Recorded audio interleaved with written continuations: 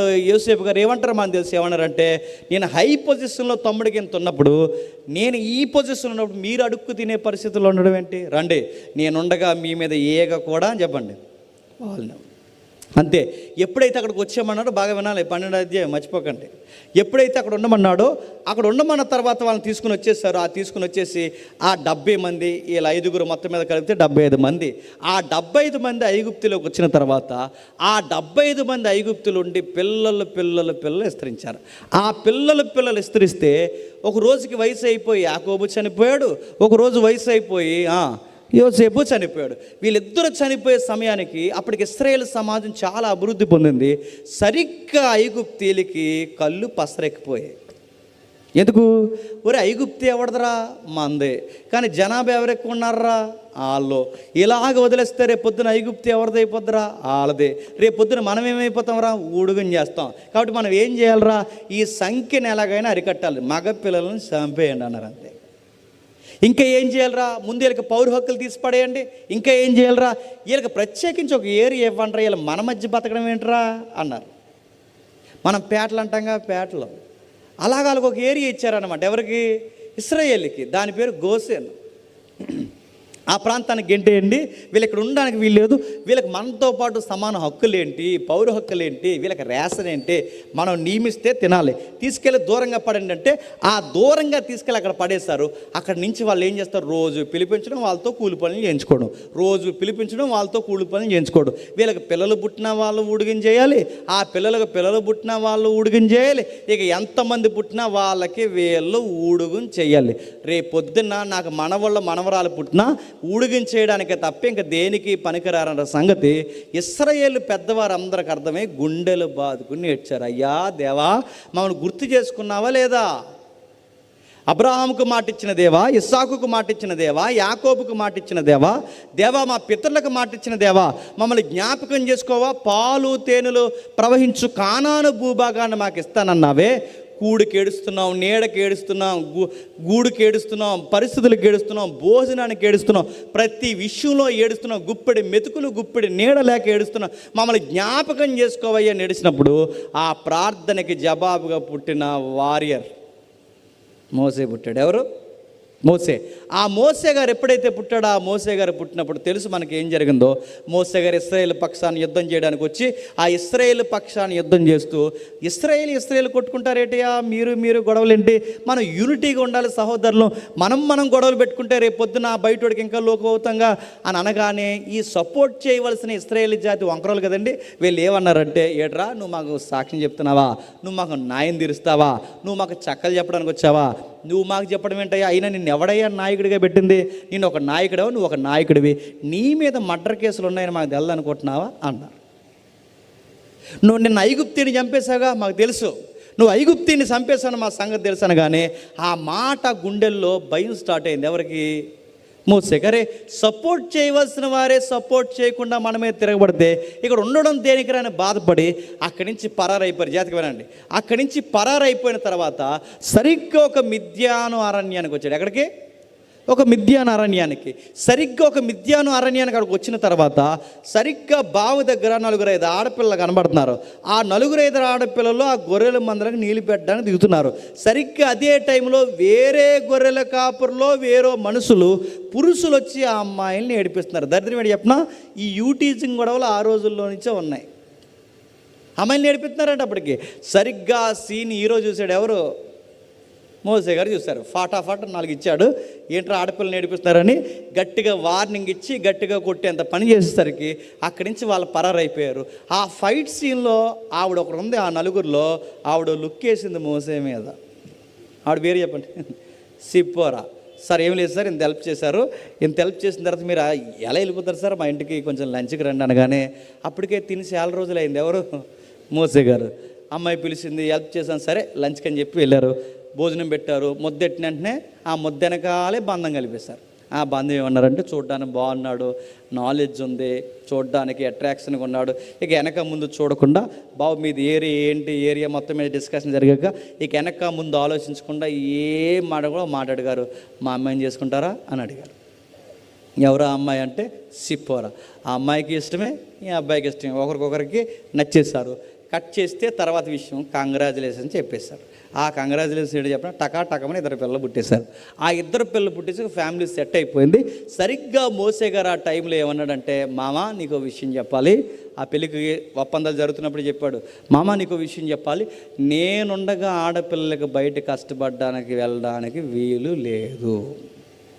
మగపిల్లోడు నేనుండగా ఆడపిల్ల బయటికి వెళ్ళి కష్టపడడం ఏంటి? నేను చెప్తున్నాను మామ, అసలు ఆడపిల్లని ఇంట్లో ఉండమనండి, ఈ రోజు నుంచి నేను బయటికి వెళ్ళి కష్టపడతాను. ఎప్పుడు మగపిల్లకి ఆ క్వాలిటీ ఉండాలి, గుర్తుపెట్టుకోండి. మాట్లాడితే గొడవటి వెళ్ళి మీ బావులు నచ్చమ్మని అనకూడదు. వాళ్ళ బావులు నచ్చితే నిన్నెందుకు చేసుకుంటుంది? అడిగినప్పుడల్లా నేను అడుగుతున్నాను, మీ బావులు లక్షమ్మను, మీ బావును 10,000 ఇమ్మను అని అడుగుతున్నాను. వాళ్ళ బావు ఏమైనా రిలయన్స్ అంబానీయా? ఆడపిల్లలు డబ్బులు అడగకూడదని మళ్ళీ చెప్తున్నాను. మనం ఇవ్వాలి, మనం సంపాదించాలి, వాళ్ళు నేను ఉండాలి, వాళ్ళు ఉండాలి, మనం మగపిల్లలకి అంటే పురుష లక్షణం ఏంటి చెప్పినా మనం సంపాదించాలి, వాళ్ళు ఇంట్లో ఉండాలి. చాలామంది పురుషులకి తెలియాల్సిన మరో ముఖ్యమైన విషయం చెప్పిన, అత్తా మామగారు డబ్బులు మగపిల్లలు తీసుకోకూడదు. ఇది నా సజెషన్. అది వాళ్ళు మనకు డబ్బులు ఇవ్వడం ఏంటండి సిరాకు? కానీ వాళ్ళు నాకు బండి కొంటానంటే మనకి మీకు ఎలా ఉంటుంది? నాకు సిర్ర వస్తుంది. నువ్వు నాకు బండి కొండవేంటి, నువ్వు నాకు కొనక్కరొద్దు. వాళ్ళు మనకు బండి కొని, వాళ్ళు మనకు వస్తువులు కొని నడుతున్నాను. సిరాకు అవిది. మీ పిల్లని ఇచ్చారుగా, మీ పిల్లని మిమ్మల్ని మరిసిపోయేలా పెంచుతాను, నువ్వు వెళ్ళిపోని చెప్పాలి. మీ పిల్లని బంగారు బొమ్మలా చూస్తాను, వెళ్ళిపోండి అని చెప్పాలి. అలా చెప్పాలి మగ పిల్లగాడికి. వాళ్ళు మనకి ఇల్లు పెట్టడం, వాళ్ళు మన కట్నాలు పెట్టడం. మోసే గారికి ఆ క్వాలిటీ ఉంది. అందుకే నేను ఇంట్లో తినేసి కూర్చొని ఎలా రకం వాళ్ళని కాదు, నేను ఇంట్లో తినేసి కూర్చునే రకం కాదు, ఏదో ఒక పని చేస్తాను. అందుకే నేను ఏం చేస్తానంటే, ఈ రోజు నుంచి మీ కంపెనీని నేను రన్ చేస్తాను. ఆ కంపెనీ పేరు గొర్రెల కంపెనీ. ఏ కంపెనీ? మోసే గారి కంపెనీ ఏంటి చెప్పండి? గొర్రెల కంపెనీ. ఆ గొర్రెల కంపెనీ నేను టేకప్ చేస్తాను అన్నాడు. నిజంగా టేకప్ చేశాడు. ఆయన వచ్చిన తర్వాత టర్న్ మారింది. ఆ టర్న్ మారి ఆ గొర్రెల కంపెనీలో బిజీగా ఉన్న టైంలో దేవుడు దర్శనం ఇచ్చాడు. ఏమన్నాడు? మోసెస్ రావయ్యా, నీతో యుద్ధం చేయాల్సిన ఉంది రావయ్యా అని అడిగితే మోసే రానన్నాడు. ఎందుకు రానన్నాడు? లైఫ్ బాగుంది. ఎందుకు వస్తాడు? ఇప్పుడు జీవితం చక్కగా ఉన్నప్పుడు రమ్మంటే రానంటున్నాడు. ఎందుకు రావో మోసెస్ అని అడిగితే మోసే చెప్పిన కారణాలు ఏంటో తెలుసు, నాకు నత్తి ఉందని చెప్తున్నాడు. కానీ ముఖ్యమైన కారణాలు నేను అనుకుంటున్నాను, ఆయన రాడు. ఎందుకు రాడంటే లైఫ్ బాగుంది. ఎంత బాగుంది? చక్కటి భార్య ఉంది, చక్కటి ఇల్లు ఉంది, చక్కటి 2 పిల్లలు ఉన్నారు. జీవితం అంత అందంగా ఉన్నప్పుడు పట్టుకెళ్ళి జీవితాన్ని రిస్క్లో పెట్టగలడా? అందమైన భార్య ఉంది, అందమైన పిల్లలు ఉన్నారు, అందమైన ఇల్లు ఉంది, అందమైన ఉద్యోగం, సొంత కంపెనీ, నచ్చితే వెళ్తాడు, నచ్చకపోతే మానేస్తాడు. ఇలాంటి లైఫ్ పీస్ఫుల్గా జరిగిపోతున్నప్పుడు ఇప్పుడు యుద్ధాలు చేయడానికి ఫరో ముందు రావయ్య అంటే రాగలడా? ఇవన్నీ మైండ్లో ఉన్నాయి. మోసేకి రమ్మంటే రావడం చాలా కష్టంగా ఉంది ఆయనకి. రావయ్య మోసెస్ అంటే రాలేనట్టున్నాడు, రావయ్య మోసెస్ అంటే రాలేనట్టున్నాడు. ఎందుకంటే ఎలా వస్తాడు? పురుషులకుండే పురుషులు మాట్లాడుకునే ఒక మాట చెప్పనా, పురుషుల మధ్య డిస్కషన్ ఎలా జరుగుతుంది? సంపాదించే టైంలో ఎలా డిస్కషన్ జరుగుతుంది అంటే, ఈ కొంతమంది రచ్చబండలో కూర్చుంటారు ఇలా అరుగుల మీద సాయంత్రం మట్లు. ఆ కూర్చున్నప్పుడు కొంతమంది ఉద్యోగానికి వెళ్ళి అలా వచ్చి అలా బండి వేసుకుని వస్తుంటాడు. అలా బండి వేసుకుని వచ్చినప్పుడు ఆ బండి వేసుకుని వచ్చిన మా ఆవిడ అక్కడి నుంచి అన్నట్టు లుక్ ఎత్తుంది నాకు. అక్కడి నుంచి నా బొడ్డోళ్ళు 2 పరిగెట్టుకొస్తారు, డాడీ అనగానే వాళ్ళకు ముద్దిస్తాను, ఆవిడకు హాయ్ చెప్తాను, బండి స్టాండ్ వేస్తాను, లోపలికి వెళ్తాను, నచ్చిన కర్రీ వండుతుంది, స్నానం చేస్తాను, ముద్ద తింటాను, లింగి కట్టుకుంటాను, అలా కట్టుకుని రచ్చబండి దగ్గరికి వస్తాను. ఏట్రా సంగతిలో అంటాను. నేను వాళ్ళతో మాట్లాడతాను, టైం చూసుకుంటాను, వెళ్తాను రా భోజనం టైం అయింది అని వాళ్ళ లోపలికి వెళ్ళిపోతాను. నేను వెళ్ళిపోయే టైంలో ఏం మాట్లాడుకుంటారు చెప్పనా? లైఫ్ అంటే ఆడదురా, ఆడికో గవర్నమెంట్ ఉద్యోగం, ఆడికి ఒక అందమైన భార్య, ఆడికి చక్కటి పిల్లలు, ఆడికి సొంత ఇల్లు, టయానికి వస్తాడు, టైం ప్రకారం మాట్లాడతాడు, టయానికి ఇంటికి వెళ్ళిపోతాడు. ఆడికి వాంద్ర, ఆడి సాయంత్రం వచ్చేవాడు పిల్లలకు ముద్దు, ఆవిడకు ముద్దు, ముద్ద. ఈ లైఫ్ ఎంత అందంగా సాగుతుందో. జీవితం అంటే అలా ఉండాలి ఒక ఉద్యోగంతో అని మగాళ్ళు మాట్లాడుకోరా? ఖచ్చితంగా మాట్లాడుకుంటారు. ఇలాంటి మంచి ఫ్యామిలీ లైఫ్ మోసేకున్నప్పుడు ఇలాంటి లైఫ్లో నుంచి దేవుడు ఎక్కడికి రమ్మంటున్నాడు చెప్పండి? యుద్ధం చేద్దుగాని రా అంటే వస్తాడా? 40 ఏళ్ళు అప్పుడు కాపురం చేసి ఇలాంటి టైంలో రమ్మంటే రానట్టున్నాడు. అప్పుడు మోసే అన్నాడు, నాకు నత్తి వచ్చింది ప్రభు అంటే సుత్తు మానేసి రా అన్నాడు. ఎందుకంటే నత్తోడినైనా గట్టోడినైనా పుట్టించేది ఎవరు? నేను. ఆయన ఎందుకు చెప్తున్నాడు? నత్తి ఎందుకు వచ్చింది? ఎందుకు నత్తి వచ్చిందంటే మనకు తెలుసు, 40 ఏళ్ళు, 1 సంవత్సరం కాదు, 2 సంవత్సరాలు కాదు, 40 ఏళ్ళు ఆయనకి ఆ ఫ్లో పోయింది. గుర్తుపెట్టుకోండి. నిజంగా మోసే మాటల నేర్పడం ఉంది అపోస్తల కార్యంలో. సకల శాస్త్రాల యందు ప్రావీణ్యత కలిగిన వాడు ఉంది బైబిల్లో. మాటలు నేర్పంటే ఏ సబ్జెక్ట్ అయినా చక్కగా డీల్ చేయగలిగే నాలెడ్జ్ ఎవరికి ఉందట? మోసేకు ఉంది. సబ్జెక్ట్ తెలియడమే కాదు, ఆ సబ్జెక్ట్ ప్రజెంటేషన్ కూడా వచ్చు. ఏ వర్డ్స్ ఎక్కడ ఉపయోగించాలో అప్ అండ్ డౌన్స్ అన్నీ ఆయనకి తెలుసు. ఇంత సబ్జెక్ట్ గ్రోత్ ఉన్న ఆయనకి ఇప్పుడు నాకు మాట్లాడడం రాదని అంటున్నాడు అంటే నిజం చెబుతున్నాడా అబద్ధం చెప్తున్నాడా? నిజం చెప్తున్నాడా అబద్ధం చెప్తున్నాడా? నిజమే చెప్తున్నాడు, అబద్ధం ఏం చెప్పట్లేదు. ఎందుకు? 40 సంవత్సరాలు ఏమీ మాట్లాడకుండా ఉంటే ఆ ఫ్లో ఏమవుతుంది చెప్పండి? పోతుంది. 40 సంవత్సరాలు గట్టిగా మాట్లాడుంటే ఏం మాట్లాడుతుంటే చెప్పండి? గట్టిగా మాట్లాడితే వాళ్ళ ఆవిడతో కొంచెం మాట్లాడతాడు మంచిగా, ఏరేలా. వాళ్ళ పిల్లలతో మాట్లాడితే ముద్దుగా మాట్లాడతాడు. నేను అడుగుతున్నాను, ఇంతకు మించిన డిక్షనరీ లాంగ్వేజ్ ఏముంటుందండి? వాళ్ళ దగ్గర అంత డిక్షనరీ లాంగ్వేజ్ ఏముండదు. గట్టిగా ఉదయం నుంచి సాయంత్రం వరకు మాట్లాడుకుంటే ఆ గొర్రెలతో ఏం మాట్లాడతా చెప్పండి? గొర్రెలతో గట్టిగా మాట్లాడితే ఏం మాట్లాడితే ఉస్ బుస్ అన్నది తప్ప, ఆ గొర్రెలను అలాగే అన్నది తప్ప ఇంకేమన్నా ఉన్నదా? ఈ ఉస్సులు బుస్సులు 40 సంవత్సరాలని ఆవిడతో పిల్లలతో మాట్లాడి ఆ ఫ్లో ఆయనకి ఏమైంది చెప్పండి? పోయింది. మీకు కూడా చెప్తున్నాను జాగ్రత్తగా వినండి. ఎప్పుడైనా మీరు గుర్తుపెట్టుకోండి, మనం ఎప్పుడైనా కొన్ని విషయాలు అలా జరిగిస్తున్న విషయాలు చెప్పడం మానేసామనుకోండి, ఆ ఫ్లో పోతుంది. ఎవరైనా టీచింగ్ ఫీల్డ్లో ఉన్నవారు కానీ, ఎవరైనా విద్యా వ్యవస్థకు వెళ్తున్న గురువులు కానీ, వాళ్ళు కొన్ని సంవత్సరాలు బోధించడం మానేశారనుకోండి, చెప్పలేరు. ఇంకా వాళ్ళు చెప్పడం చాలా కష్టమవుతుంది. మళ్ళీ టెక్స్ట్ బుక్ చేసి ప్రిపేర్ అయ్యి మళ్ళీ ఆ క్లాసులు చెప్పాలంటే వాళ్ళకి చాలా తలప్రాణం తోక్కొస్తుంది. ఇది మీకు అర్థమైతే మోసేకు కూడా నిజంగానే నత్తి వచ్చింది. అప్పుడు దేవుడు అన్నాడు, వీళ్ళంతా మానేసి రావయ్య నేను మాట్లాడిస్తానంటే అప్పుడు మోసే అహరోల్ని కూడా తీసుకొచ్చి ఐగుప్తులు నిలబెట్టాడు. ఆ నిలబెట్టినప్పుడు జరుగుతున్న గొడవే చెప్పండి, నిర్గమాకాండం 12వ అధ్యాయం మొదటి వచ్చింది. అర్థమైందా? అర్థమో లేదా?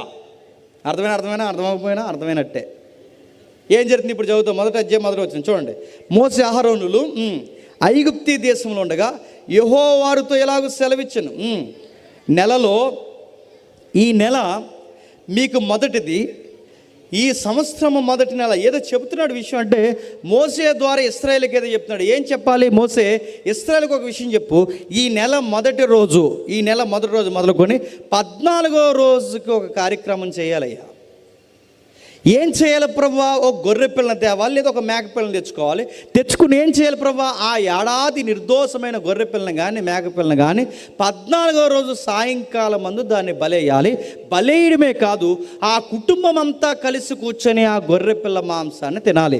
ఆ గొర్రె పిల్ల మాంసాన్ని తినడమే కాదు, దాని ఎముకలలో ఒక ఎముక కూర ఇరవకూడదు. 14వ రోజు సాయంకాలం మందు గొర్రె పిల్ల ఆ నిర్దోషమైనది ఉండాలి, దాని ఎముక ఇరవకూడదు. దాని రక్తాన్ని పై కొమ్ముకి అడ్డు కొమ్ముకి పూయాలి, నిలువు కొమ్ముకి అడ్డు కొమ్ముకి పూసి ఆ రక్తం వెనకాల దాక్కుని దాని శరీరాన్ని తినాలి. ఇది ఎవడైతే చేస్తాడో ఒక రాత్రి ఒక కార్యం నేను చేయబోతున్నాను. ఆ 14వ రోజు సాయంకాలం జరగబోయేది ఏంటంటే దేశం మీదకి నేను రాబోతున్నాను అన్నాడు. ఏంటట? దేశం మీదకి నేను రాబోతున్నాను. రెండవది ఏంటంటే దేశం మీదకి నేను రావడమే కాదు, మరణదూత కూడా రాబోతుంది. మరణదూత కూడా రాబోతుంది. నేను రాబోతున్నాను. ఎందుకు వస్తున్నా ప్రభువా? ఎందుకు వస్తున్నానంటే ఐగుప్తీల తాట తీయడానికే కాదు, ఐగుప్తీల్ని ఇలా తయారు చేసిన కొన్ని దేవతలు ఉన్నాయి, వాటి సంగతి తేల్చడానికి వస్తున్నాను. ఎక్కడుంది? 12 చదవండి ఒకసారి.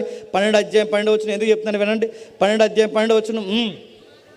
ఆ రాత్రియే ఐగుప్తీ దేశమందు సంచరించి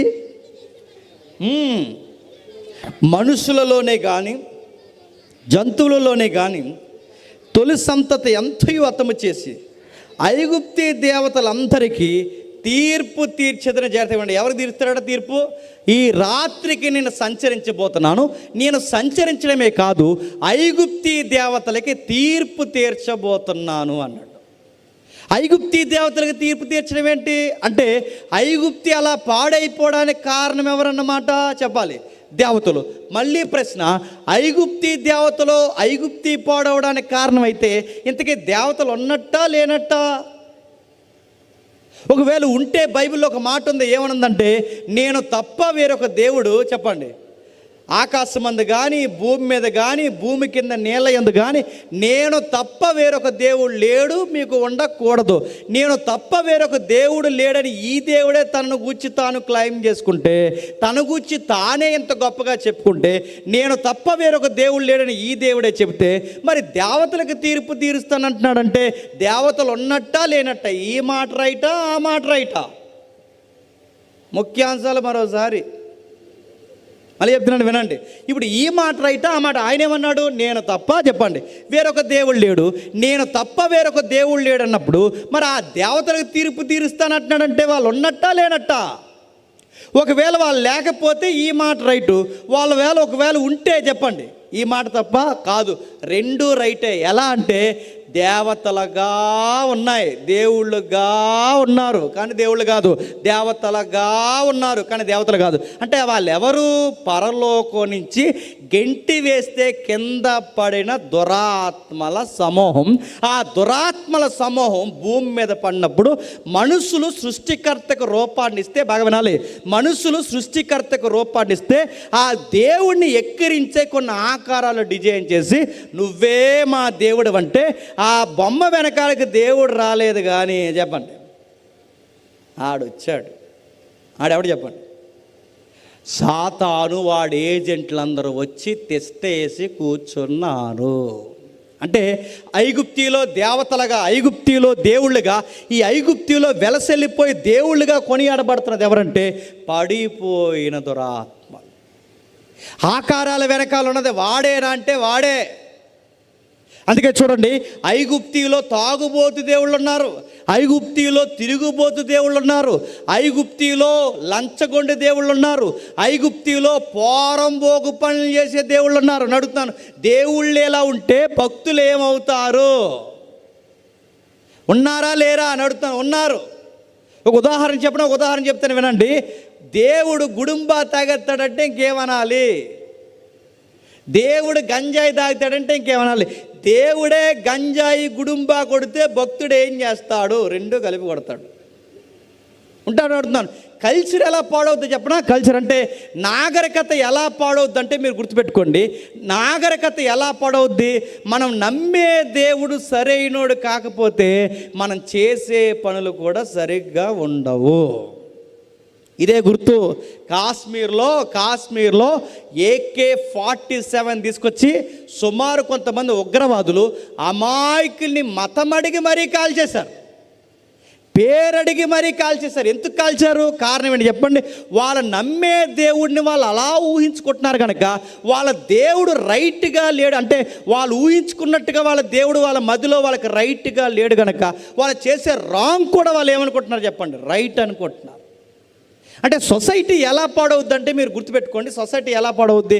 మనం నమ్మే నమ్మకాలు సరైనవి కాకపోతే మనం చేసే పనులు కూడా చెప్పండి సరిగ్గా ఉండవు. ఐగుప్తి అందుకే పాడైపోయింది. ఐగుప్తిలో డబ్బు ఉంది, ఐగుప్తిలో అధికారం ఉంది, ఐగుప్తిలో జనాలు ఉన్నారు, ఐగుప్తిలో విచిత్రమైన కన్స్ట్రక్షన్ ఫీల్డ్ ఉంది. ఇంత ఉన్న ఐగుప్తిలో కల్చర్ బాలేదంట, నాగరికత బాలేదంటే. ఎందుకు నాగరికత బాలేదంటే ఐగుప్తిలో విపరీతమైన ఆకారాలని మొక్కుతున్నారు. ఆ మొక్కుతున్నప్పుడు ఏమైంది? విచ్చలవిడితనం పెరిగిపోయింది. అందుకే కొన్ని మాటలు నేను చెప్పకూడదు, మీరు హిస్టరీలో తిరగేయండి. ఆ కొన్ని మాటలు ఏంటో తెలుసా? స్త్రీలతో స్త్రీలు, పురుషులతో పురుషులు, ఎక్స్ట్రీమ్ ఏంటో తెలుసా? జంతువులతో కూడా పోయారు. జంతువులతో ఏం పనులు అంటే ఆ యొక్క దేవునికి సంబంధించిన పనులు అనుకున్నారు. కొన్ని మాటలు నేను చెబుతున్నాను, ఏమనుకోకండి. కొన్ని మాటలు మీరు చూడండి. దేవుడి పేరు మీద స్త్రీలను తీసుకొచ్చి నగ్నంగా డ్యాన్సులు వేయిస్తున్నారంటే ఏమనాలి చెప్పండి? మరి తప్పు కాదు, ఇది సొసైటీకి అంత మంచిది కాదు కదా.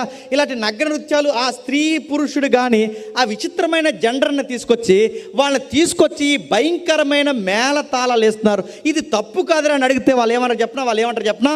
అది దేవుడికి వర్షిప్ అన్నారు. దేవుడికి వర్షిప్ అడుగుతున్నాను. చేసే పనులు దేవుడికి వర్షిప్ అయితే ఇంకేమనాలి? స్త్రీ పురుషులు కాని వారితో నగ్న నృత్యాలు వేస్తే ఇంకేమనాలి? మా ఊర్లో నా చిన్నప్పుడు హై స్కూల్ గ్రౌండ్లో, మా చిన్నప్పుడు ఒక దేవత పేరు మీద సుమారు ఇలాంటి డయాసులు 8 డయాసులు వేసి నా చిన్నప్పుడు 8 డయాస్, నేను ఏ స్కూల్లో చదువుతానో ఆ స్కూల్లో 8 డయాసులు వేసి, మీరు చెబితే నమ్మరు, ఇంక చెప్తున్నాను, లైవ్ వెళ్ళినా పర్లేదు, ఎంత భయంకరమైన మేళతాళాలు ఏంచేవారంటే స్త్రీలను కొన్ని ఏరియాల నుంచి, కొన్ని ప్రాంతాలు దగ్గర ప్రాంతాలు ఉన్నాయి, ఆ ఏరియా నుంచి స్త్రీలను తీసుకొచ్చి ఈ డయాస్ మీద 6గురిని, ఆ డయాస్ మీద 6గురిని, ఆ డయాస్ మీద 6గురిని, సుమారు 7-8 డయాస్ మీద ఈ ఆడవాళ్ళందరినీ పెట్టి నగ్నంగా డ్యాన్సులు వేయిస్తే, పురుషులైన పిల్లలు మాలాటోళ్ళు తెలియక మేము ఏదో డ్యాన్సులు అనుకుని వెళ్ళిపోయాం, ఆ చూస్తే నగ్నంగా డ్యాన్సులు వేయిస్తున్నారు. ఏంటి ఈ పనులని చెప్తే అదంతా దేవతకి ఆరాధన. నేను అడుగుతున్నాను, ఇలాంటి పనులన్నీ జరుగుతున్నాయి. ఇలాంటివి జరుగుతున్నప్పుడు సొసైటీలో దేవుడు ఏం చేస్తాడు చెప్పండి? ఈ కల్చర్ ఎగిరిపోవాలంటే ఈ ఆరాధనలు అందుకుంటున్న ముందు ఈ దేవతల సంగతి తేల్చాలనుకున్నాడు. అందుకే రాత్రికి రాత్రే సంచరిస్తున్నాను. ఇది ఫరోతో యుద్ధం కాదు, ఇది ఐగుప్తీయులతో యుద్ధం కాదు. యెహోవా అన్నాడు, ఇది డైరెక్ట్గా డివోషనల్ వార్. ఆ డివోషనల్ వార్ ఎవరితో అంటే ఆ దేవతల మీద నా యుద్ధం. ముందు వీళ్ళని నరికి పడేస్తే ఆ తర్వాత వీళ్ళు బాగుపడతారు. వీళ్ళు బాగుపడాలనే దేవుడు ఏం చేస్తున్నాడు తెలుసా? ఐగుప్తీ దేవతల మీద దిగుతున్నాడు. ఏం చేస్తున్నాడు చూడండి. ఆ రాత్రి నేను ఐగుప్తీ దేశమందు సంచరించి ఐగుప్తీ దేశంలోని మనుషుల్లోనే కానీ జంతువుల్లోనే కానీ తొలిసంతతి అంతా హతము చేసి ఐగుప్తీ దేవతలందరికీ చెప్పండి తీర్పు తీరుస్తాను. జంతువుల్లో కానీ మనుషుల్లో కానీ అందరినీ హతం చేస్తాను. ఎందుకు హతం చేస్తావు? ఆ మనుషుల్ని, ఐగుప్తీల్ని లేదా జంతువుల్ని ఎందుకు హతం చేస్తావంటే వాటిని మొక్కుతున్నవారు వాటి వంటి వారే గనక వాళ్ళ సంగతి కూడా తేల్చేస్తా అన్నాడు. మీరే కంగారు అయిపోకండి, నేను చేత చూడండి. అంటే ఈ చెబుతున్న సందర్భం ఎందుకు చెబుతున్నాడు అంటే, ఇలా చెబుతున్నప్పుడు ఏం చెప్తున్నాడు దేవుడు అంటే, ఇశ్రాయేలు కూడా అదే పని చేస్తున్నారు. అంటే ఇశ్రాయేలు కూడా ఈ మొక్కుతున్నారు. ఇశ్రాయేలు ఎంత భయం లేని వాళ్ళంటే ఇటు యెహోవాకి మొక్కుతున్నారు, అటు ఐగుప్తీ దేవతలకు మొక్కుతున్నారు. మనలాగే మనం కూడా చూడండి, యేసు ప్రభువునే మొక్కుతాం, పండగలో చేస్తాం, క్రిస్మస్ చేస్తాం, చెప్పండి, సంక్రాంతి చేస్తాం, గొబ్బెమ్మలు ఎడతాం, ఇంకా చెప్పండి, సిగ్గులు ఎక్కడ మా ఊర్లో భోగిమంటకు ప్రార్థన చేశారు, ఇంకేమన్నా చెప్పండి. ఇంకా ఇన్ని చేస్తారంటే చేస్తారు. ఎందుకు చేయనడుతున్నాను? అటు చేస్తున్నారు, ఇటు చేస్తున్నారు, మూఢనమ్మకాలు. మళ్ళీ చెప్తున్నాను, సంఘ పెద్దలే ఒక కన్స్ట్రక్షన్ చేస్తున్నప్పుడు చర్చికి వాస్తు చూడడానికి వెళ్ళారట, ఇంకేమనాలి? అవి బయట వాళ్ళు నమ్ముతారంటే అది వాళ్ళకి చెల్లును, అది వాళ్ళకే వాళ్ళ నమ్మకాలు కుదురును. నువ్వు ఈ దేవుడిని నమ్మినప్పుడు ఈ దేవుడితోనే ఉండు. అటు ఇటు అడిగి ఎందుకు వేస్తున్నావు?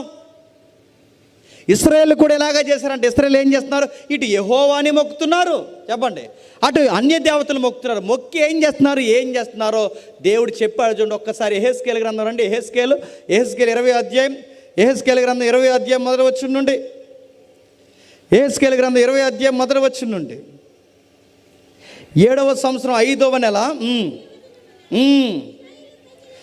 ఇశ్రాయేలు పెద్దలలో కొందరు యెహోవా యొద్ద విచారణ చేయుటకే కూర్చుండగా, యెహోవా వాక్కు నాకు ప్రత్యక్షమై ఇలాగు సెలవిచ్చెను, నరపుత్రుడా, నీవు ఇశ్రాయేలు పెద్దలతో ఇట్లనుము, ప్రభువగు యెహోవా సెలవిచ్చినదేమనగా,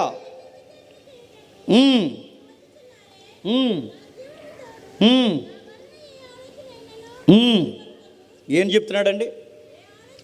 జరుగుతున్న సందర్భం ఏంటి తెలిసి ఇశ్రాయేలు పెద్దలందరూ వచ్చారట. అయ్యా, ఇశ్రాయేలుకి ఇక్కడ న్యాయం తీర్చవా, ఇశ్రాయేలుకి మేలు జరిగించవా? ఎందుకంటే అప్పటికి ఇశ్రాయేల్ దేశం మీద ఏం జరుగుతున్నాయి? దండయాత్రలు జరుగుతున్నాయి. అప్పటికి దండయాత్రలు బబులోను సామ్రాజ్యం దండయాత్ర చేసింది, మాదీయ పారసికులు దండయాత్ర చేశారు, యెహెజ్కేలు కాలాన్ని గ్రీకుల పరంపర కూడా స్టార్ట్ అయిపోతుంది. ఇన్ని దేశాలు అసూరు దండయాత్రలు కూడా ఎక్కువైపోయాయి. ఇలాంటి ఇరుగు పొరుగు సామ్రాజ్యాలు ఐగుప్తి బెడద వదిలిపోయింది అనుకుంటే, ఇరుగు పొరుగు సామ్రాజ్యాలు కూడా ఇశ్రాయేల్ మీద పడిపోతున్నాడు. పెద్దలందరూ యెహెజ్కేలు దగ్గరికి వచ్చి అన్నారట, అయ్యా యెహెజ్కేలు, మన దేవుడికి మనల్ని కాపాడ్డా, దేవుడు మనకు న్యాయం తీర్చమని ఏమన్నా ప్రార్థన చేయమంటే, అప్పుడు ఇశ్రాయేల్ పక్షాన ప్రార్థన చేయడానికి వెళ్ళాడు. ఎవరు? యెహెజ్కేలు. ఆ వెళ్ళినప్పుడు దేవుడు అంటాడు, ఏవయ్యా యెహెజ్కేలు, ఇశ్రాయేల్కి న్యాయం తీర్చమని అడుగుతున్నావా? ఈ ఇశ్రాయేల్కే న్యాయం తెచ్చమని అడుగుతున్నావా? అసలు ఇశ్రాయేల్ కానీ వీళ్ళ పితరులు కానీ ఎలాంటి వాళ్ళు చెప్పనా? వీళ్ళకా న్యాయం అడుగుతున్నా? వీళ్ళు ఎలాంటి వాళ్ళు చెప్పనా? పెట్టిన వాడే సావు కోరే రకమేళ్ళు. ఇశ్రాయేల్ ఎలాంటి వాళ్ళు చెప్పనా? నా వలన మేలు పొందుతారు, బయటికి పోయి ఆకారాలకు మొక్కుతారు.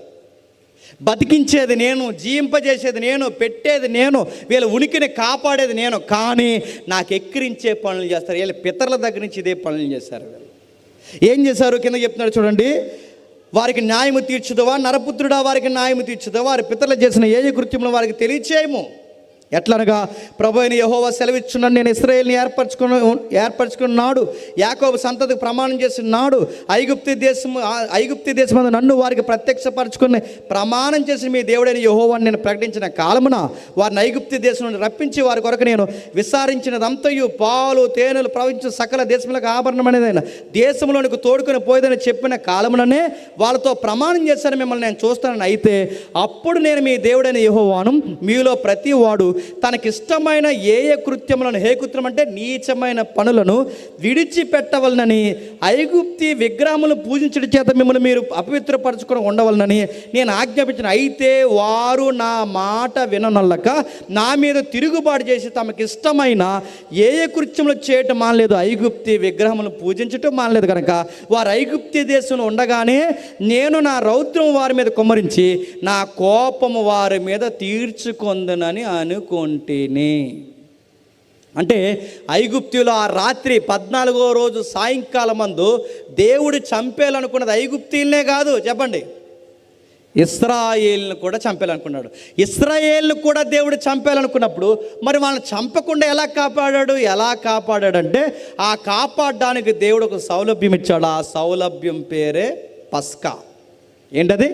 పస్కా. ఆ పస్కా ఎప్పుడైతే చేస్తారో, ఎలా చేయాలి పస్కా? ఒక నిర్దోషమైన గొర్రెపిల్లని తీసుకురా, ఆ నిర్దోషమైన గొర్రెపిల్ల ఎముకని విరవద్దు, దాని ఉడకబెట్టిన మాంసాన్ని మీరు తినండి, ఆ తర్వాత దాని ఎముకలు ఇరవకండి, అది సాయంకాలం అందే చేయండి. ఈ ప్రాసెస్ ఎప్పుడైతే జరిగించి దాని రక్తాన్ని పట్టుకెళ్ళి అడ్డు కమ్మికి నిలువు కమ్మికి పూసి ఆ రక్తం వెనకాల ఎప్పుడైతే దాక్కుంటారో ఆ దేవతలకి మొక్కుతున్న వారికి తీర్పు తీరుస్తున్న నేను మీకు కూడా తీర్పు తెచ్చి మిమ్మల్ని కూడా వాళ్ళతో పాటు కలిపేయాలి. ఎందుకంటే వాళ్ళు చేసిన పనులే మీరు కూడా చేశారు కనుక. కానీ మిమ్మల్ని ఏమీ చేయకుండా ఉండడానికి కారణం ఏంటంటే ఈ గొర్రె పిల్ల వలన మిమ్మల్ని ఏమీ చెప్పండి నేను అనను. ఈ పని చేసినోడు బతుకుతాడు, ఈ పని చేయని వాడు వాళ్ళతో పాటు మీరు కూడా చెప్పండి నశించిపోతారు. ఇది 12వ అధ్యాయం. ఇది ఎందుకు చెప్తున్నా ప్రభు అంటే మరణదూత యెహోవా కోపం మీదకు రాకుండా ఆ రోజు పస్కా చేయమన్నాడట. అంటే వాళ్ళని కాపాడింది ఆ గొర్రె పిల్ల అని అంటే ఆ గొర్రె పిల్ల. ఇదంతా మనకెందుకు చెప్తున్నామన్నా అంటే బాగా వినండి. ఇందాక మనం మాట్లాడుకున్నాం ప్రపంచ యుగాంతం ఎలా జరగబోతుందంటే 12వ అధ్యాయంలో ఉన్నట్టే జరగబోతుంది. ముఖ్యాంశాలు మరోసారి 12వ అధ్యాయంలో ఉన్నట్టే జరగబోతుంది. 12వ అధ్యాయంలో ఉన్నట్టే జరగబోతుంది. అంటే ఎలా అంటే మీకు ఇప్పుడు స్ట్రైక్ అవుతుంది చూడండి. ఐగుప్తి దేనికి గుర్తు? లోకానికి గుర్తు. ఇశ్రాయేలు దేనికి గుర్తు? సంఘానికి గుర్తు. కానాను భూభాగం దేనికి గుర్తు? పరలోకానికి గుర్తు. ఇప్పుడు లోకం ఐగుప్తి అయితే ఐగుప్తిలో ఉన్న సంఘాన్ని ఇశ్రాయేలుని విడిపించి దేవుడు సరాసరి ఎక్కడికి తీసుకెళ్ళాలనుకున్నాడు చెప్పండి? కానాన్ అంటే పరలోకం తీసుకెళ్ళాలనుకున్నాడు. అంటే ఇప్పుడు ఇదే జరగబోతుందంటే సేమ్ మళ్ళీ అదే జరగబోతుంది. అప్పుడు ఐగుప్తి, ఇప్పుడు ప్రపంచమే ఐగుప్తి. ఆ రోజు కానాను, ఇప్పుడు పరలోకం. బాగా వినండి. ఆ రోజు ఇశ్రాయేలు, ఇప్పుడు సంఘము. ఇదే ప్రాసెస్ జరగబోతుంది. అయితే ఈ ప్రాసెస్ జరుగుతున్నప్పుడు ఏం జరుగుతుంది ప్రభు అంటే ఆ రాత్రి దేవతల సంగతి తేల్చడానికి ఎలాగైతే వచ్చానో రెండవ రాకడలో కూడా సేమ్ రిపీట్ కాబోతుంది. మళ్ళీ పతనమైపోయిన దురాత్మలతో యుద్ధం చేయడానికి రాబోతున్నాను. ఆ రాబోతున్న టైంలో వీటికి ఎవడెవడైతే మొక్కాడో వాళ్ళ సంగతి కూడా తెలుస్తాను. మీరు అనుకోవచ్చు మేము ఏం మొక్కుతలేని, ఎందుకు మాట బేసిక్గా మొక్కుతున్నా, మొక్కట్లేదు. ఎంత సిగ్గులేరు అంటే పాస్టర్ గారితో ప్రార్థన చేయించుకుంటాం, వేపనాయంతో ముహూర్తం పోతావు, త్వరలోనే పోతావు. పాస్టర్ గారితో ప్రార్థన చేస్తాం, వేపనాయంతో ముహూర్తం పెట్టిస్తాం, పాస్టర్ గారిని పిలిపిస్తాం, ఆ పాస్టర్ గారు వచ్చేలోపు పొంగించాల్సినవన్నీ పొంగించేస్తాం. కొంతమందిని అడుగుతున్నాను, కొంతమంది ఉన్నారు దైవజనులు అన్నారు, మరి ఇంక ఏ జనులు అన్నారు నాకు అర్థం అవ్వదు. వాళ్ళు ఏం చేస్తారు చెప్పిన, చర్చ్ కూడా వాస్తు చూసి కట్టారంట. అన్నం పెట్టాలనిపిస్తుందండి వాళ్ళని చూసి నాకు. నడుతుంది. ఇంకేమనేది చెప్పండి? ఇలాంటివన్నీ అంటే ఇటు క్రైస్తవులు అనాలా, ఇటు అన్యులు అనాలా, ఇటు అన్యులు అనాలా, వీళ్ళని క్రైస్తవులు అనాలా? నన్ను అడిగితే ఇక్కడ చెక్ చేస్తే చాలామంది మెడలకి మొలలకి లైసెన్స్ బిల్లులు ఉంటాయి. చెప్పండి ఏంటాయి? తాయితులు. నడుతుంది. ఈ పూర్తిగా దేవుడిని నమ్ముతున్నారా లేదా దెయ్యాలు నమ్ముతున్నారా? దేవుడిని నమ్మితే పూర్తిగా ఇటు ఉండండి, లేదా వాటిని నమ్మితే అటు ఇటు కాకుండా ఉన్నందుకే ఇశ్రాయేలు తాట తీస్తానన్నాడు. ఇప్పుడు క్రైస్తవులు కూడా అటు ఇటు కాకుండా ఉన్నారు. ఈ లెక్కని న్యూటన్ గమనించడండి, గుర్తుపెట్టుకోండి. అంటే ప్రపంచం ఎలా అంతమైపోతుంది? ఐగుప్తిలో జరిగిన చరిత్రే. అందుకే పాత నిబంధన దేవుడు ఏమంటాడో తెలుసా? అది దుష్టాంతం. యుగాంతమందున్న మనకి బుద్ధి కలగడానికి ముందుగా ఏం జరిగిందో చూపించాడు. ఆ జరిగిందే మళ్ళీ జరగబోతుంది. అంటే ప్రసంగి గ్రంథంలో ఉందిగా, ముందు జరిగిందే చెప్పండి మళ్ళీ జరగబోతుంది. అంటే ఇప్పుడు దేవతలు ఆ రోజు ఐగుప్తిని నడిపించాయి, ఇప్పుడు అవే దురాత్మలు చెప్పండి ప్రపంచాన్ని నడిపిస్తున్నాయి. ఎలా నడిపిస్తున్నాయి? గలతీ పత్రిక ఒకసారి చూడండి. గలతీ పత్రిక మొదటి అధ్యాయం 4వ వచనం. గలతీ పత్రిక మొదటి అధ్యాయం 4వ వచనం ముగిద్దాం. నా పితరుల, గలతీ పత్రిక మొదటి అధ్యాయం 4వ వచనం, మన తండ్రి అయిన దేవుని చిత్త ప్రకారము ప్రస్తుత దుష్టకాలము నుండి విమోచింపవలనని మన పాపముల నిమిత్తము. ఇప్పుడు చెప్పండి, దేవుడు చెప్తున్నాడు ఏ కాలం అంట చెప్పండి? దుష్టకాలం. కాలము దుష్టమైంది, సమాజం దుష్ట సమాజమైంది. కాలము సమాజము దుష్ట సమాజం అయిందంటే ఈ సమాజాన్ని పరిపాలిస్తున్నోడు పేరేంటి చెప్పండి? దుష్టుడు. వాడు పరిపాలిస్తున్నాడు కనుక మీరు చూడండి, ఒక మొబైల్లో మంచి విషయాలు ఉన్నాయా? ఒక నెట్వర్క్ మంచికి ఉపయోగపడుతుందా? ఒక టీవీలో మంచి చూసే కార్యక్రమాలు ఉన్నాయా? డబల్ మీనింగ్ డైలాగులు వేసే ప్రోగ్రాలకి రూల్స్ అండ్ రెగ్యులేషన్ లేకుండా నడుస్తున్నాయి. మీరు చూడండి, పనికి మాలిన ప్రోగ్రాలు, డబల్ మీనింగ్ డైలాగులు నడుస్తున్నాయి. టీవీ ఒక్కటి ఉపయోగపడే మంచి ప్రోగ్రాం చూపించండి. సీరియళ్ళు, చెత్త చెదారం, సినిమాలు, ప్రోగ్రాలు, కామెడీలు. టీవీ సెక్టార్ బాగాలేదు, మొబైల్ సెక్టార్ బాగాలేదు, సమాజంలో బాగాలేదు, విద్యా వ్యవస్థలో బాగాలేదు, ఉద్యోగ వ్యవస్థలో ఎక్కడ మీరు చూడండి, ఎక్కడ చూసినా దుష్ట కార్యాలు పెరిగిపోయాయా లేదా? పెరిగిపోయాయి. ఈ దుష్ట కార్యాలు ఎక్కడో 10% మాత్రం ఉంది. అది ఉద్యోగ శాఖ అయినా, విద్యా శాఖ అయినా, ఎక్కడైనా 90% ఏమని చెప్పండి? దుష్టక్రియలు ఎక్కువైపోయాయి.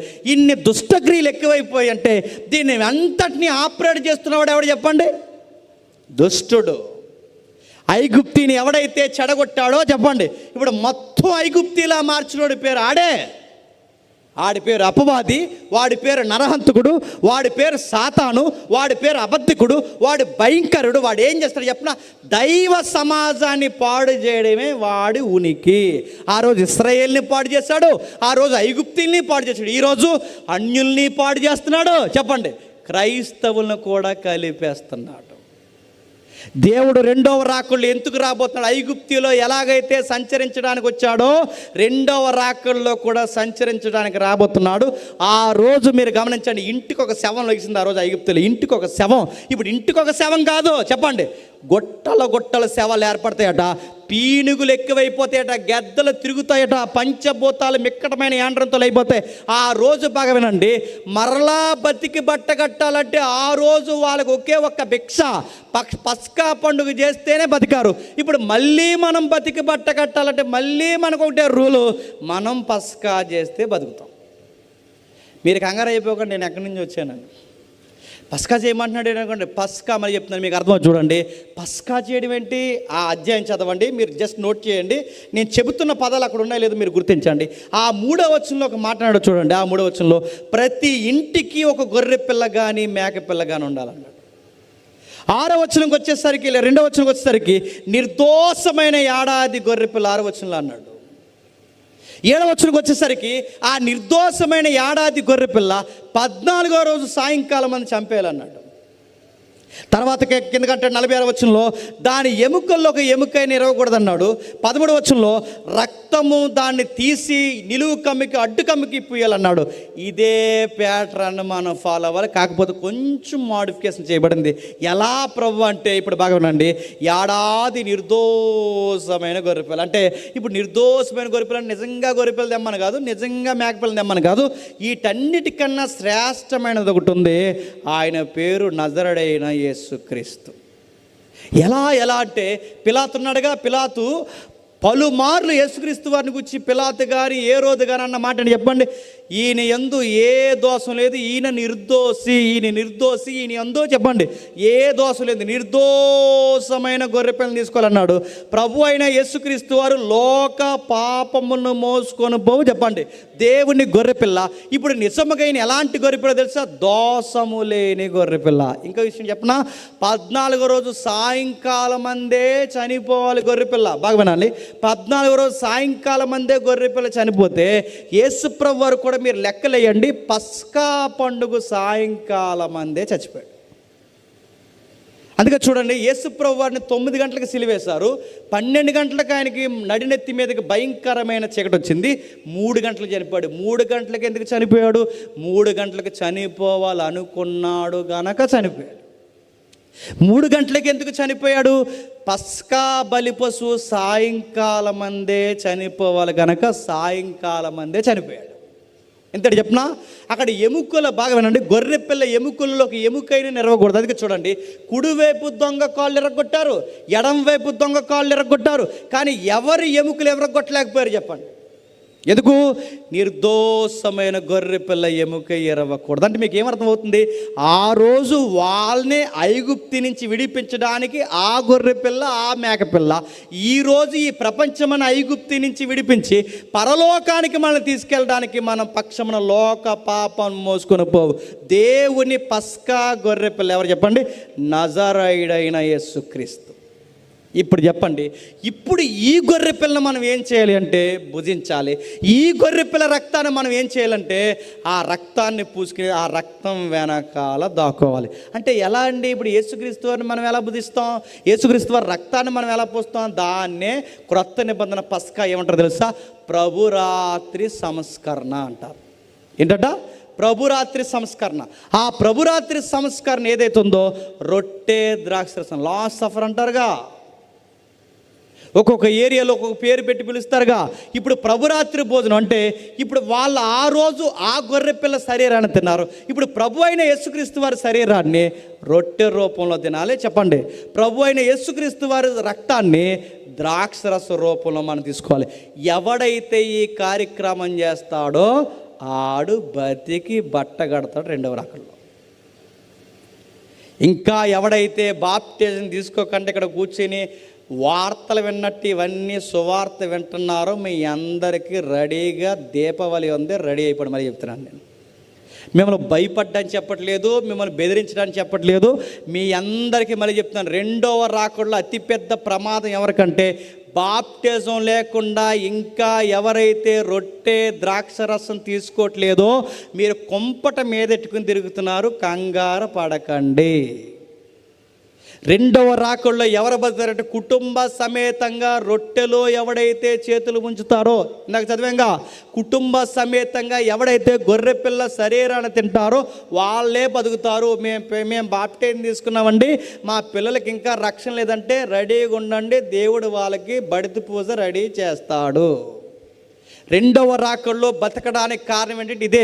ఎందుకు ఇలా ఉండకపోతే చనిపోతారంటే ఖచ్చితంగా చనిపోతారు. ఎందుకంటే ఆ రోజు ఆ మూఢనమ్మకాల్లో ఉన్నందుకు ఎగిరిపోయారు. ఈరోజు కూడా సొసైటీ ఇదే మూఢనమ్మకాల్లో ఉందా లేదా చెప్పండి? ఉందే. ఈ దేవుడిని ఈయన కార్యాన్ని చూడకపోతే ఖచ్చితంగా ఈ మూఢనమ్మకాల్లో కొనసాగుతారంటే కొనసాగుతారు. నేను ముగిస్తున్నాను, చివరి ఒక ఎగ్జాంపుల్ చెప్తాను, జాగ్రత్తగా వినండి. డాక్టర్లు చదువుకుంటున్న వారు కూడా నరబలులు నమ్ముతున్నారంటే మీరు నమ్మగలరా? రాజకీయ నాయకులు కూడా వాళ్ళ పార్టీలు గెలవాలని కొన్ని భయంకరమైన బలులు వేస్తారంటే మీరు నమ్మగలరా? దేశాన్ని పరిపాలించే అగ్రనేతలు కూడా భయంకరమైన మూఢనమ్మకాలు నమ్ముతున్నారు, రక్తం ఒలికించడానికి అడుగులు వేస్తున్నారంటే మీరు నమ్మగలరా? ఇంకొక విషయం చెప్పిన, మొన్న లక్నోలో ఏదో లంకి బిందెలు దొరుకుతాయి అన్నారట. ఆ దొరుకుతాయి అన్నాయని ఒక వయసులో ఉన్న అమ్మాయిని చంపి ఆ 2 కాళ్ళకి 12 మేకులు తెగొట్టారు. మీకేమర్థమవుతుంది? ఈ పనులను చూస్తుంటే దయ్యం ఐగుప్తిని పాడు చేయడమే కాదు, ఇప్పుడు ఎవరిని పాడు చేసింది చెప్పండి? మొత్తం ప్రపంచాన్ని పాడు చేసింది.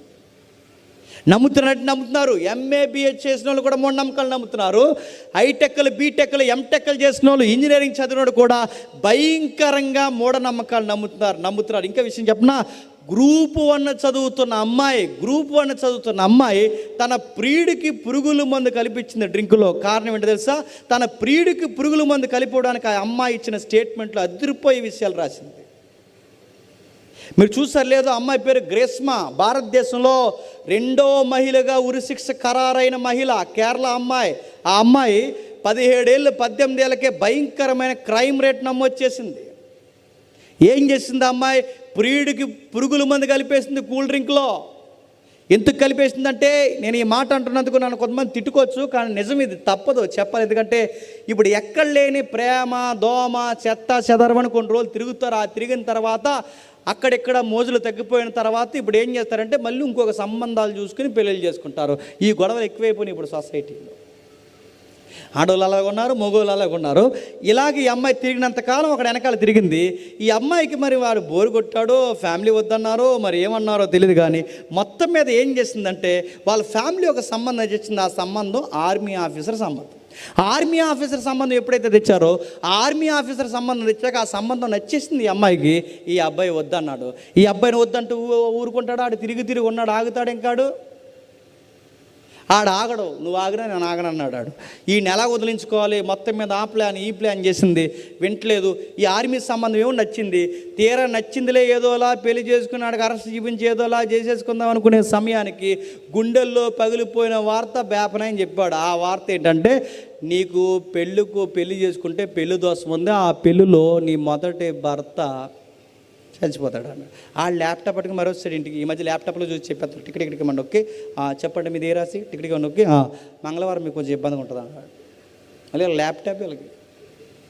అలాగా వాళ్ళ కేరళలో వీళ్ళు మూఢనమ్మకాలు బాగా నమ్ముతారంట వాళ్ళ ఇంట్లో. ఆ మూఢనమ్మకాలు బాగా నమ్మితే ఈ అమ్మాయికి చెప్పారు, ఇదిగో నీకు భర్త దోషం ఉంది, ఆ భర్త చచ్చిపోతాడని. మరి ఎలా? ఈ అమ్మాయికి ఏమో నచ్చింది, ఈ సంబంధం నచ్చింది, కాదనుకోలేదు. అప్పుడు ఎలా అంటే ఆమె దగ్గర మరి గ్రూప్స్ అవుతుందిగా ఒక ఐడియా వచ్చింది. ఐడియా ఏంటంటే, మమ్మీ డాడీ సంబంధం ఓకే చేయండి, ఆ సంబంధం క్యాన్సిల్. అలా కాదే చచ్చిపోతాడంటే కదా అంటే, నేను ఉన్నానుగా, నా దగ్గర ఒక ఐడియా ఉందని ఆడికి మెసేజ్ వచ్చింది. ఎవరికి? రారా సిట్కా నాన్నగా నాడు వస్తాడు. ఇంక సిట్కానంటే ఇంకెందుకు ఆగుతాడు? ఆడు వచ్చినట్టునే ఒక మాట ఉంది నైస్గా. ఇలా అంటారు, ఏమన్నదంటే నైస్గా, ఇదిగో మా పేరెంట్స్ ఒప్పుకోకపోయినా, మీ పేరెంట్స్ ఒప్పుకోకపోయినా మన ప్రేమ నిజమైంది. అందుకే ఈ ప్రపంచంతో మనకు సంబంధం లేదు, మనం ఏం చేద్దామంటే చెప్పండి, మనం పెళ్లి చేసుకుందాం. ఎవరు ఒప్పుకుంటే ఏంటి, ఎవరు ఒప్పుకోకపోతే అనగానే వీడికి సిలక ఎగిరిపోయింది ఇంకా అలా పైకి. నడు ఇంక నేను ఆగనని చెప్పి గుడికి వెళ్ళిపోయారు. గుడిలో పెళ్లి చేసేసుకున్నారు. ఆ పెళ్లి తర్వాత కార్యక్రమం ఉంటుందిగా, ఆ కొంపట ఇంట్లోనే పెట్టింది. ఆ ఇంట్లో పెట్టి ఆ కొంపట కార్యక్రమం చేసే ముందు డ్రింక్ తాగుతావా అని అడిగింది. డ్రింక్ ఏంటి, ఇప్పుడు ఏమిచ్చినా తాగేస్తాడు. ఆ డ్రింకులో పురుగుల మందు కలిపేసింది. ఆ పురుగుల మందు కలిపిచ్చేస్తే తాగేశాడు, తెలియదు పాపం. ఆ రోడ్లను తిప్పి అలా తిప్పి ఆ ఇంట్లో పురుగుల మందు ఇచ్చేస్తే ఆ పురుగుల మందు తాగేశాడు, తెలియదు. కొన్ని రోజులు చచ్చిపోయాడు. తర్వాత దొరకలేదు అమ్మాయి. ఎలా దొరికింది అమ్మాయి అంటే గుర్తుపెట్టుకోండి, ఒకప్పుడు ఎవడ గుండెల్లో ఏముందో చెప్పలేము, ఎవడ మనసులో ఏముందో చెప్పలేం. కానీ ఈ రోజుల్లో చాలా త్వరగా చెప్పొచ్చు. ఎలా చెప్పచ్చు చెప్పనా?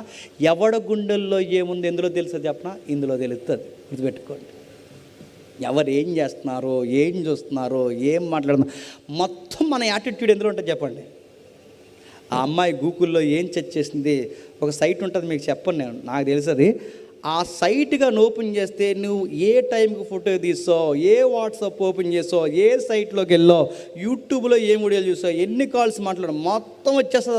ఒక సైట్ ఉంది, అది కనుక ఓపెన్ చేస్తే నీ ఫోన్ చూసి నీ వ్యవహారం ఏంటో చెప్పచ్చు, 2 minutesలో చెప్పొచ్చు. ఆ అమ్మాయి సెర్చ్ చేసింది అనుకుంది, ఆ అమ్మాయి అనుకుంది నేను గ్రూప్స్ అవుతున్నాను, మొత్తం డిలీట్ చేసేసిన హిస్టరీ ఎక్కడికి పోదు. హిస్టరీ గుర్తుపెట్టుకోండి. మొత్తం మీద తీసుకొచ్చారు, ఆ అమ్మాయిని పట్టాక ఎందుకు పిల్ల ఎలా చేస్తావు, ఎందుకు చంపేసి ఈ అబ్బాయిని అడిగితే ఆ అమ్మాయి ఏముందో తెలుసా, నేను అలా చంపడానికి కారణం ఏంటంటే నాకు పెళ్లి కొడుకు దోషం ఉంది, ఆ పెళ్లి కొడుకు ఆర్మీ ఆఫీసర్ చనిపోవడం నాకు ఇష్టం లేదు, అందుకే ఆ దోషం పోవాలని నేను ఎవరిని చంపేశానంటే చెప్పండి, నా ప్రియుని చంపేశానని పోలీసులకి స్టేట్మెంట్ ఇచ్చింది. ఇప్పుడు చెప్పండి, గ్రూప్స్ అంటే ఏంటి చెప్పినా, గ్రూప్ 1 కానీ గ్రూప్ 2 అంటే ఎవరు ఉంటారు చెప్పినా, గ్రూప్ 1లో ఐఏఎస్లు ఐపీఎస్లు ఉంటారు, కలెక్టర్లు ఎస్పీలు ఉంటారు. కలెక్టర్కి ఎస్పీకి చదువు అంటే దేశానికి ఎన్నుముక లాంటి వాళ్ళు, దేశానికి ఎన్నుముక లాంటి వాళ్ళు.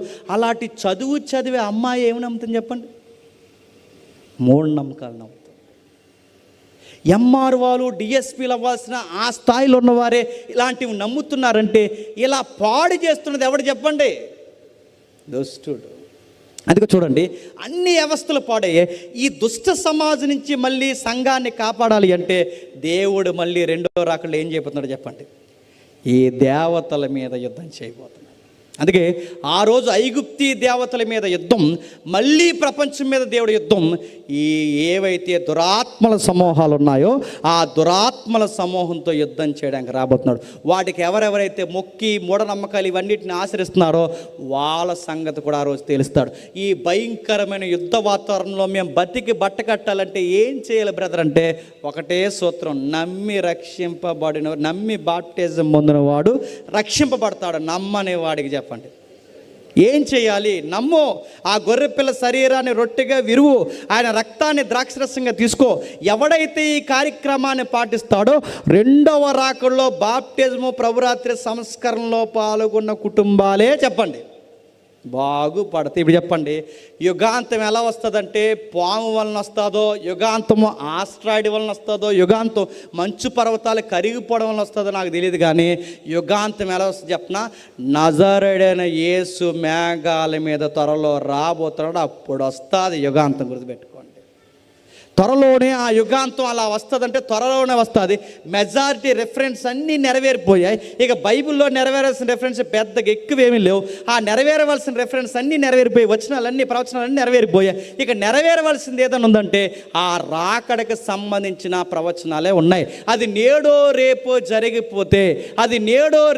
జరిగిపోతే నీ కుటుంబం నువ్వు ఏమైపోతారు.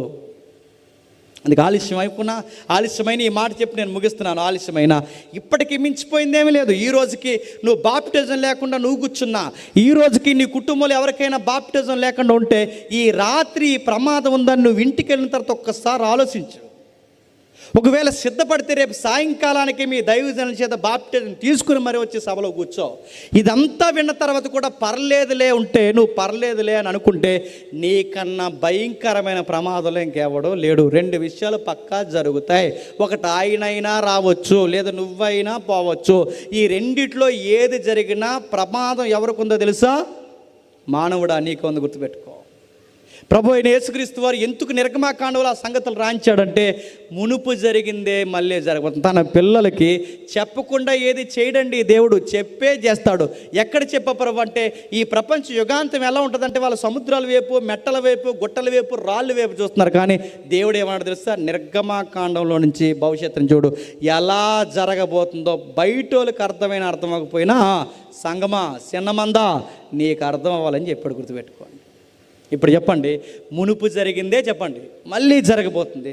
అక్కడ ఐగుప్తి, ఇక్కడ లోకం, అక్కడ ఇశ్రాయేల్, ఇక్కడ సంఘం. ఆ రోజు ఆ సంఘాన్ని కానాను తీసుకెళ్ళాడు, ఈ సంఘాన్ని మేఘాల మీద తీసుకెళ్ళడానికి త్వరలోనే చెప్పండి రాబోతున్నాడు. ఇప్పుడు మనం చేయాల్సిన పస్కా రొట్టె ద్రాక్షరసం తీసుకోవాలి. ఈ రొట్టె ద్రాక్షరసం తీసుకున్న టైంలో సప్పగుంది ఒప్పుకుందంటే చంపేతాడు. మళ్ళీ చెప్తున్నాను, నువ్వు సప్పకుండా ఒప్పుకుందని తీసుకోకూడదు. ఎందుకు తీసుకోవాలి? ఆయనను జ్ఞాపకం చేసుకోవడానికి తీసుకోవాలి. రొట్టె ఎవరు చేశారని అడగకూడదు. రొట్టె ఎలాగున్నా ఆయన జ్ఞాపకం చేసుకోవడానికి తీసుకోవాలి. ద్రాక్షరసం ఎలాగున్నా తీసుకోవాలి. ఎందుకంటే ఆయన వచ్చే సమయానికి మనం రక్షింపబడే సేఫ్టీ జోన్ ఏదన్నా ఉంది అంటే ద లాస్ సఫర్. గుర్తుపెట్టుకోండి, ఆ జోన్లో ఉన్నవాడు రక్షింపబడతారు. ఇప్పటికీ మించిపోయింది ఏమీ లేదు. మీ పిల్లలకు బాప్టిజాలు లేకపోతే ఏం చెబుతారో సువార్త అర్థమయ్యేలా చెప్పి వాళ్ళకి బాప్టిజాలు ఇవ్వండి. ఎందుకంటే ప్రమాద గడియలు దగ్గరలోనే ఉన్నాయి. మీ ఇంట్లో ఇంకా ఎవరికైతే రక్షణ లేదో వాళ్ళని ప్రేమించిన వారైతే వాళ్ళకి రక్షణలోకి నడిపించండి.